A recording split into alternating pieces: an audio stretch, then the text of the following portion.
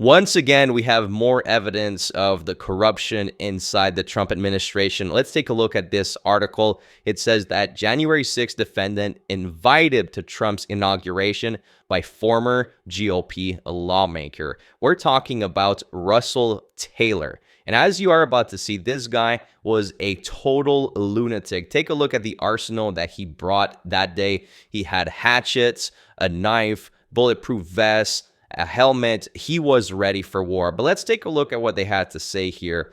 They said that a Republican former House member and 3 current members of Congress from Utah invited a January 6th defendant to President-elect Trump's inauguration, according to a letter filed by the defendant's lawyer. January 6th defendant Russell Taylor organized a group of magtards to travel to Washington, D.C. on January 6, 2021, in response to Trump's tweet telling supporters that the day will be wild. Last year, Taylor pleaded guilty to a count of obstruction of an official proceeding and cooperated with the government against the members of the 3%er militia group. Taylor, prosecutors wrote, went to the Capitol, led a mob that overran a police line while he was wearing an exposed knife on top of a bulletproof chest plate and carrying bear spray, a hatchet, and other weapons in his backpack. Taylor's lawyer, Dyke Huich, filed a motion Wednesday asking U.S. District Judge Royce Lamberth to allow Russell to travel to Washington with his wife and children for the inauguration. I mean, this is corruption if I've ever seen it. You're talking about a convicted criminal that tried to overturn our democracy, and you guys are trying to give him favors. You want him to go to the inauguration so he can spend time with his wife and family looking at their holy leader, Trump, get inaugurated. This guy is a criminal and should be in jail. There is no reason for him to be out and about in society. Anyways, let's keep reading. It says, the filing, which was first reported by Politico, included a letter from former Representative Chris Stewart of Utah, who wrote that 3 other current members of the Utah congressional delegation joined me in extending this invitation. So this guy is treated like royalty. This criminal that tried to overrun the government is treated like royalty. This just gives you a glimpse in the corruption that we are about to face in the next 4 years. We are going to need to brace ourselves because the magtards are completely nuts and the corruption runs deep in the Republican Party.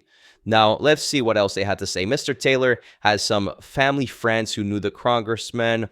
It's a really boring story. They're just friends. So now they're kind of like brushing it under the rug that he's getting a special treatment. And then they're showing pictures of all his weapons. Stewart wrote in that later that Taylor is a caring father and reveres his family, his faith, and his love of our country at his highest priority in life, and is admired by many, especially those in the community. Well, yeah, if it's a community full of magtards, I'm sure he's admired. They probably think he's the next coming. He wrote that Russ's passion for what is right and good is reflected in his intentions to lift others. I am honored to extend this invitation for him to attend the inauguration as my guest. You cannot make this shit up. So in my opinion, it's pretty obvious that Trump is going to pardon this gang of criminals.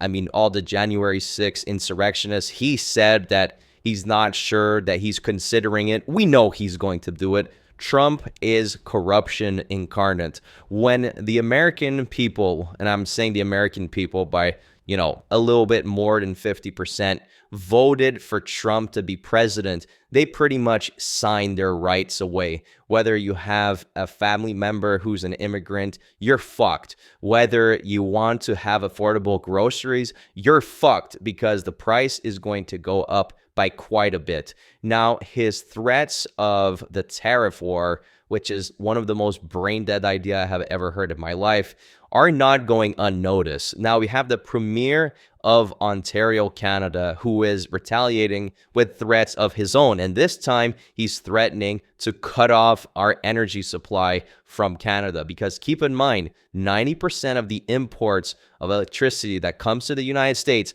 is coming from Canada. Take a look at this. plan, and the premiers came out swinging. We need to be ready. We need to be ready to fight. This fight is coming, 100%. Sources say the Prime Minister laid out broad strokes of a new beefed-up border strategy. We asked for more boots on the ground for our CBSA officers and our CMP officers, and they agreed. And obviously, a priority will be to share details of this plan with the incoming Trump administration and with Canadians in the coming days. It's an all-hands-on-deck response to Donald Trump's threat to slap Canadian goods with a 25% tariff over concerns about the border. The tariffs that they've proposed at 25% would be devastating to the Canadian economy. Ottawa's already pledged more helicopters and drones. Provinces offered law enforcement resources, both aimed at stopping illegal crossings. And sources say Trudeau also discussed the fight against fentanyl, something Trump brought up repeatedly when the Prime Minister visited Mar-a-Lago. Justin Trudeau has also floated retaliatory tariffs.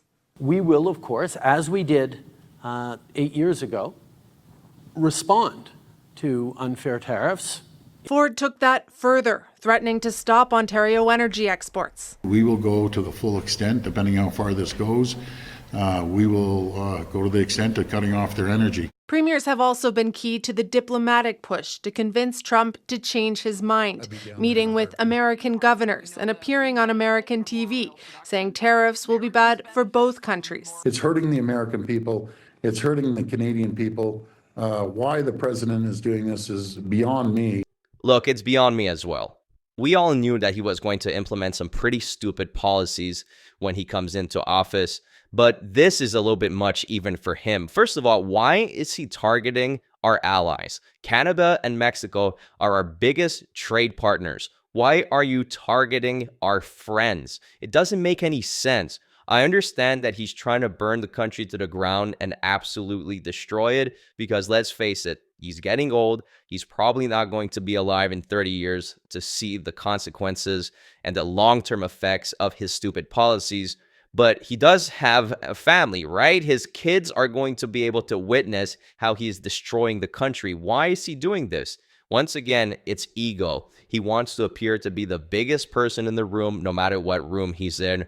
He idolizes dictators, and he wants to become one himself. So what he's doing, he's trying to bully our allies. Instead of focusing on countries that are actually our enemies, he's trying to bully our friends. It doesn't make any sense, but it is exactly what you should expect when you elected Donald Trump as a president. It was one of the most regarded moves the nation could do, and unfortunately, that's exactly what they did. But it's not over, because we will continue to expose the corruption that is going on in the Trump administration. Now, do me a favor and join the movement. Do not drink the Kool-Aid and subscribe to the channel right now. Until then, I guess I'll just have to see you next time.